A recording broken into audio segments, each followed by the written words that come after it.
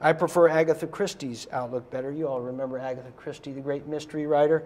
You see, she was married to one of the preeminent archaeologists of her time.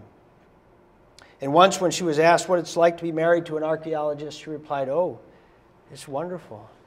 The older I get, the more interested in me he becomes."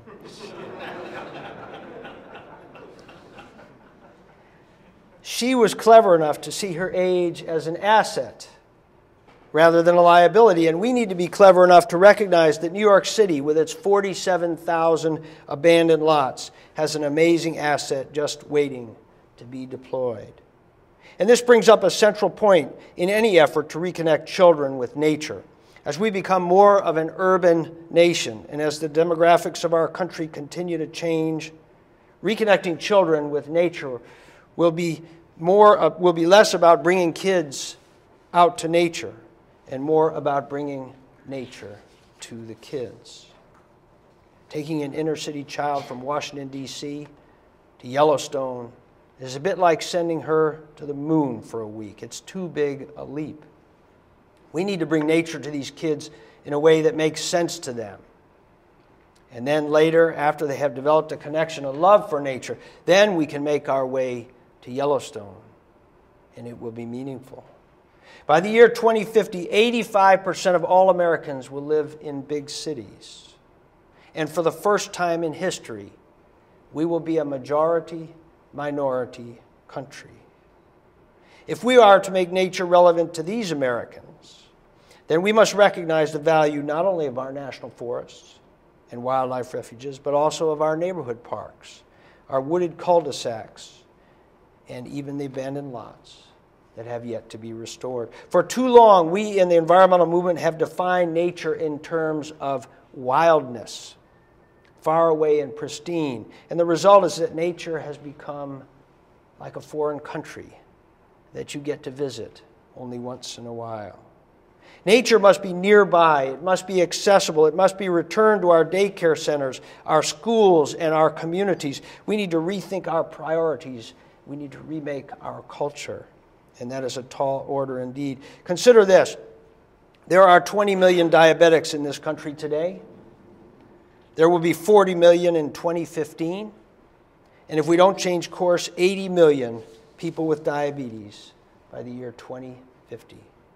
Already we spend over $2 trillion each year on health care in this country, with 95% of that spent on direct medical services, and only 5% allocated to preventing disease and promoting health and a healthy lifestyle. The implications for the country are beyond severe, from a health perspective to the impact on local, state, and national budgets, to corporate competitiveness, to the future of our magnificent land and water legacy. We need to rethink our approach to wellness and health. Nature as the first prescription rather than the last, and forests as an essential part of that.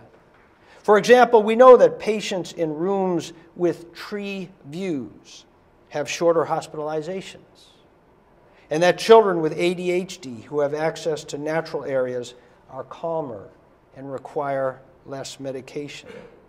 And we know that the presence of trees outside apartment buildings and a public housing project in inner city Chicago predict better coping skills, less crime, and less violence. And finally, we know that among children who play in paved-over playgrounds, the leaders tend to be the most physically mature,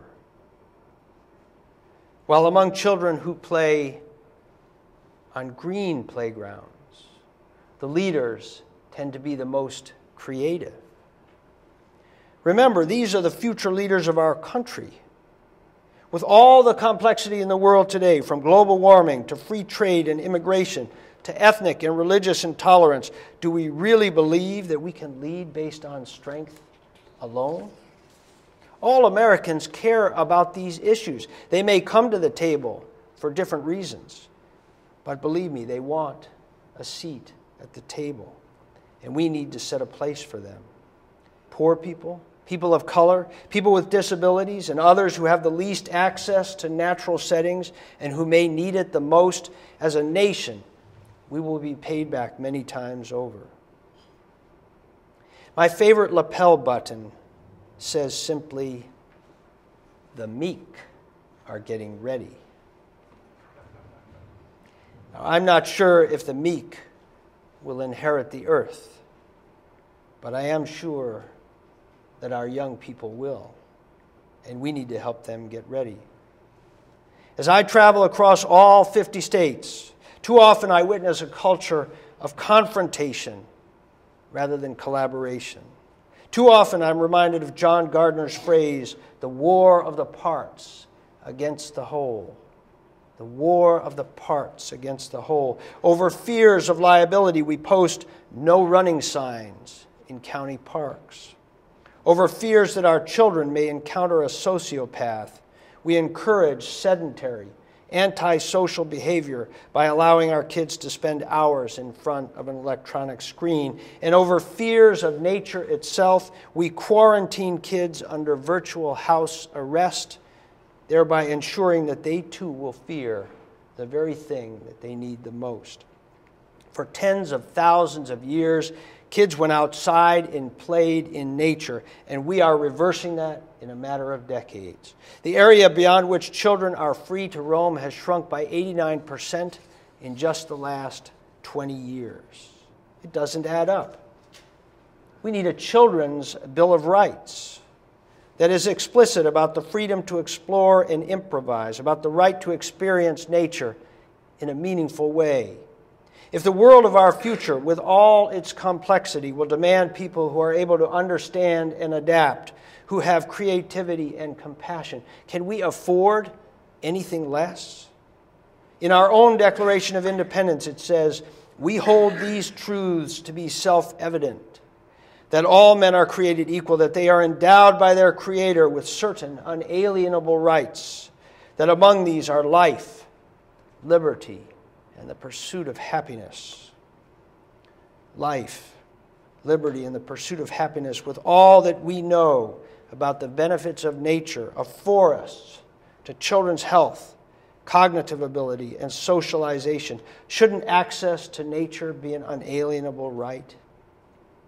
In my career, I've had the privilege of visiting with farmers, ranchers, forest landowners, hunters, fishers, and people who just like to walk in the woods. And I have listened to citizens in small towns and big cities, in red states and in blue. And while we have many differences, we share one thing in common in this country: a love for the land. The rancher on the Rocky Mountain front who wants to pass on the family operation to his children. The woodlot owner in Georgia who has nurtured her forest for a generation in order to send her daughter to college. The grandfather on the Chesapeake Bay who wants to take his daughter duck hunting for the first time, and the urban teacher in Los Angeles who, desperate for some respite from the stress of the city, just wants to take her class to a park down the street. These are the lands that have shaped us as a people and defined us as a country. They provide us with clean air to breathe, clean water to drink, and support millions of jobs. They teach us who we are by preserving where we have been. They are not some kind of amenity, something that is nice to have. They are a necessity, something that we must have. They are infrastructure, and we should invest in them accordingly. 150 years ago, President Lincoln transformed this country by beginning a transcontinental railroad during a time of war. And in 1944, FDR's GI Bill allowed millions of Americans to attend college and become the source of our technological and intellectual power. And in 1956, President Eisenhower launched the interstate highway system, creating millions of jobs in a suburban economy that is still basic to the United States. These people understood infrastructure. They understood investing in infrastructure. And we need this kind of leadership now. Whether it is the National Infrastructure Bank proposed in the Senate or President Obama's proposal to fully fund the Land and Water Conservation Fund, it is time for our elected leaders to recognize that great nations invest for the future, that our forests and ranches Civil War battlefields and urban parks, and yes, our children, all are appropriate and necessary recipients of public funds. This is what every member of the environmental movement should be focused on. The activist community continues to fight while together we lose more than 1 million acres of forests and millions of young people to obesity, diabetes, heart disease, and depression. We may be winning some battles, but folks, we are losing the war, and we need to turn the tide.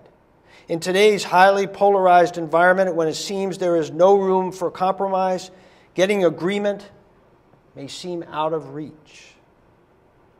But I suggest to you that is what leadership is all about. Christopher Reeve, the actor who had on the wall of his room when he was in rehab a picture of the space shuttle blasting off. And it was autographed by every astronaut who was then at NASA. On top of the picture it said, "We found nothing is impossible." And Reeve said, that should be our motto. Not a Democratic motto, not a Republican motto, but an American motto. Because it's not something one party can do alone, it's something we as a nation must do together. So many of our dreams first seem impossible, he said. Then they seem improbable. And then when we summon the will, they soon become inevitable. I say to you, vast landscapes of working forests, certified working forests, sustainable forests, and vibrant communities that are connected to them. It is time we began to speak of these things as if they are not only possible, but inevitable. This is an all-hands-on-deck proposition, and it is time for us to work together. This is a vision for a great nation, and I urge you to join me in it. You have a wonderful program here for the next 2 days. I'm eager to hear more about the next session on procurement. But mostly, Hans, I want to thank you, Monica, Garvey, for inviting me to be here today. It has been a real privilege, and I look forward to working with each of you in the months and years ahead. Thank you very much.